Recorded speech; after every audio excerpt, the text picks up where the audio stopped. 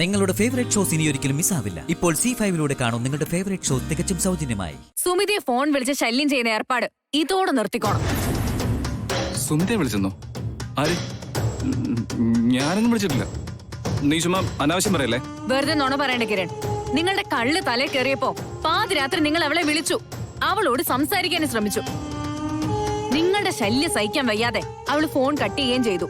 ഇത് നടന്ന കാര്യമല്ലേ? ഓഹോ, അപ്പോഴേക്കും അവള് കൂട്ടുകാരെ വിളിച്ചെല്ലാം അങ്ങ് വിളമ്പി അല്ലേ? അവൾ എന്നെ വിളിച്ചിട്ടുമില്ല, സംസാരിച്ചിട്ടുമില്ല, ഇതൊന്നും പറഞ്ഞിട്ടുമില്ല. പിന്നെ നീ അങ്ങനെ ഇതെല്ലാം അറിഞ്ഞു? ഇന്നലെ രാത്രി എന്തൊക്കെ സംഭവിച്ചു എന്ന് വള്ളി പുള്ളി തെറ്റാതെ വേറെ ആരും അല്ല പറഞ്ഞത്, കിരണ. ഞാനോ? ഞാൻ പറഞ്ഞിട്ടൊന്നുമില്ല. നീ വെറുതെ കഥ മെന്നെ നിക്കില്ല യേശു.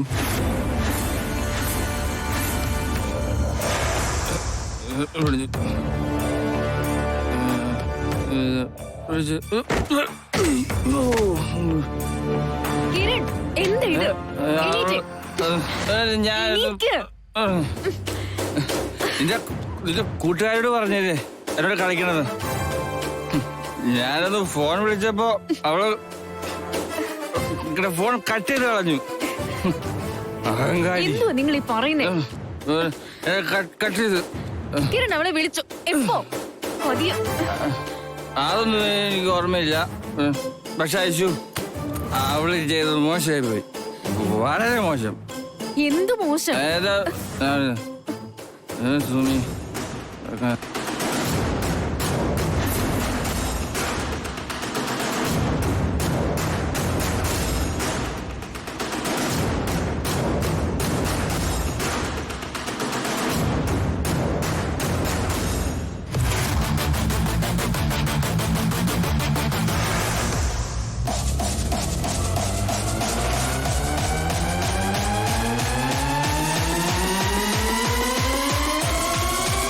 വയറ്റി കിടക്കുന്ന കള്ളിന്റെ ബലത്തിലാ ഭർത്താവിനോടൊപ്പം കഴിയുന്ന സുമിതിയെ നിങ്ങൾ പാതിരാത്രി വിളിച്ചത്.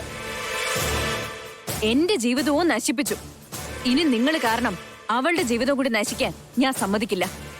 മേലിൽ നിങ്ങൾ സുമിതയെ വിളിച്ച് ശല്യപ്പെടുത്തിയെന്ന് ഞാൻ അറിയാലോ എന്റെ സ്വഭാവം. ഓർത്തോ?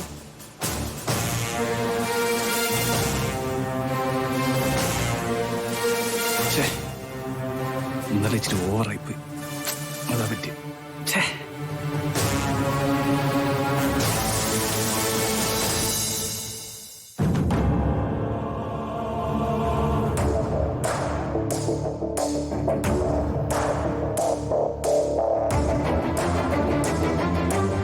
എന്നാലും ഗിരി, നീ ഇത്രയ്ക്ക് അധപതിക്കുന്നു ഞാൻ വിചാരിച്ചില്ല. യഥാർത്ഥത്തിൽ മനോരോഗി നീയാ. നിനക്ക് മരുന്നുകളാ, ഷോക്ക് ട്രീറ്റ്മെന്റാ വേണ്ടത്. എന്താണെങ്കിലും ആദ്യം നീ ഒന്ന് സമാധാനപ്പെടും. എന്നിട്ട് എന്താന്ന് വെച്ചാ വ്യക്തമായിട്ട് പറ. എടാ, 10 പൈസ വിവരം ഉണ്ടെങ്കിലേ നീ സുമതയും കൊണ്ട് സൈക്കാട്രിസ്റ്റിന് അടുത്ത് പോവോ? മോശമായി പോയി, വളരെയധികം മോശമായി പോയി. ഇങ്ങനെ പൊട്ടിത്തെറിക്കാൻ മാത്രം ഒന്നും നടന്നിട്ടില്ല. സുമിതയ്ക്ക് എന്തോ ചെറിയ മാനസിക പ്രശ്നമുണ്ടെന്ന് എനിക്കൊരു സംശയം തോന്നി. ആ കാര്യം നിന്നോടും സ്നേഹയോടും ആണല്ലോ ഞാൻ ആദ്യം പറഞ്ഞത്. അപ്പൊ നിങ്ങൾ ആരും അതിനൊരു പുല്ല് വില പോലും കൽപ്പിച്ചോ? ഞാൻ പിന്നെ എന്താ ചെയ്യേണ്ടത്? ലോകത്തേതൊരാളും ന്യായമായും ചെയ്യുന്ന കാര്യങ്ങൾ മാത്രമേ ഞാനും ചെയ്തിട്ടുള്ളൂ. എന്ത്? സ്വന്തം ഭാര്യയെ ഭ്രാന്തിയായി ചിത്രീകരിച്ചതോ? എടാ, ചെറിയ ചെറിയ സൈക്കോളജിക്കൽ ഇഷ്യൂ എല്ലാവർക്കും ഉണ്ടാവും, എനിക്കും നിനക്കും എല്ലാം. അതിന് ചികിത്സ തേടുക എന്ന് പറയുന്നതേ ലോകത്താരും ചെയ്യാത്ത കാര്യമൊന്നുമല്ല. ആയിരിക്കാം. എടാ, പ്രത്യേകിച്ച് അങ്ങനെ ഒരു കുഴപ്പമില്ലാത്ത സുമിതയ്ക്ക് അത് വലിയ ഷോക്ക് തന്നെയായിരുന്നു. എടാ ആകാശേ, അതിനാണ് മാനസിക പ്രശ്നം എന്ന് പറയുന്നത്. അതുള്ളവരൊരിക്കലും അത് സമ്മതിക്കുകയില്ല. ഒന്നും അവർക്ക് മനസ്സിലാവില്ല. എനിക്കുണ്ടല്ലോ നാവ് ചൊറിഞ്ഞു വരുന്നുണ്ട്. അവന്റെ ഒരു മാനസിക പ്രശ്നം. എടാ, ജീവിതത്തിലെ വലിയൊരു തെറ്റുപറ്റി പോയതേ എനിക്കാ. നിന്നെ പോലെ ഒരു തിരുമണനെ പിടിച്ച് പെണ്ണെട്ടിച്ചല്ലോ, അതാ എനിക്ക് പറ്റിയ ഏറ്റവും വലിയ തെറ്റ്. എടാ, നീയൊന്നും ഒരിക്കലേ ജീവിതത്തിൽ തന്നെ കല്യാണം കഴിക്കാൻ പാടില്ല. എടാ, ദാമ്പത്തിക ബന്ധത്തിന്റെ വില അറിയാനേ ഇനി നിനക്ക് ഒരുപാട് കാലെടുക്കും. എടാ, ഈ പ്രാക്കൊക്കെ ഉണ്ടല്ലോ, നീ എവിടെ കൊണ്ടേ കഴുകിക്കളയുന്നു എനിക്കൊരു പിടിയും കിട്ടുന്നില്ല. അവന്റെ ഒരു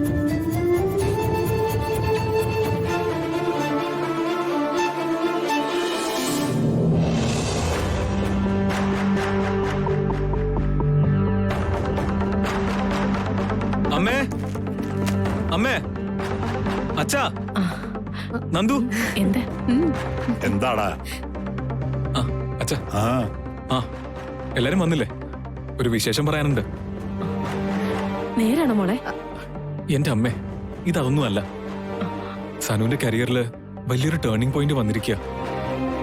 അതൊന്ന് സെലിബ്രേറ്റ് ചെയ്യാൻ ഒരു കേക്ക് മേടിച്ചതേ ഉള്ളൂ. ഇത്രയും നാളും ഫാഷൻ വേൾഡിൽ അറിയപ്പെടുന്ന ഒരു ഡിസൈനർമാരിൽ ഒരാളായിരുന്നു ഞാൻ. പക്ഷേ ഇനി ഞാൻ അറിയപ്പെടുന്ന ഒരു മോഡൽ ആവാൻ പോവുക അല്ല ശ്രീ? സനു ഒരു പരസ്യത്തിൽ അഭിനയിച്ചമ്മേ. അത് നേഷൻ വൈഡ് റിലീസ് ആയിരിക്കും. അതെ, ഈ സന്തോഷത്തിന് അച്ഛൻ തന്നെ കേക്ക് കട്ട് ചെയ്യണം. വാ അച്ഛാ. വേണ്ട മോനെ, സാനിയ തന്നെ കട്ട് ചെയ്യട്ടെ.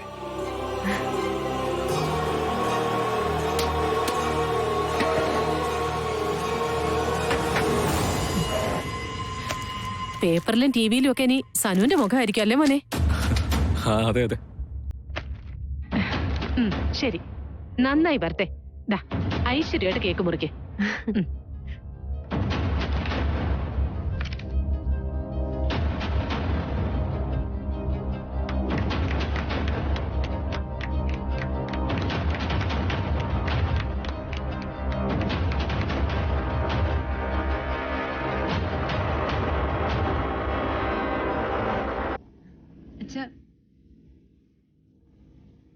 മതി മോളെ, മതി. എടുക്ക്.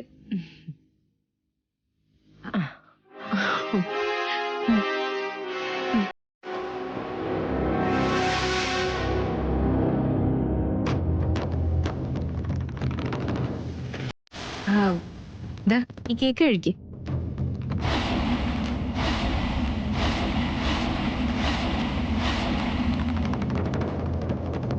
ഇത് കഴിക്കുന്നെന്തോ?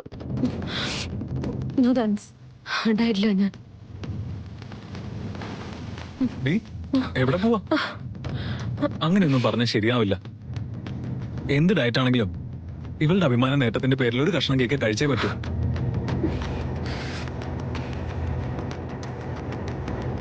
ആ, വാ പറഞ്ഞേ. ആ, തുറക്കടി.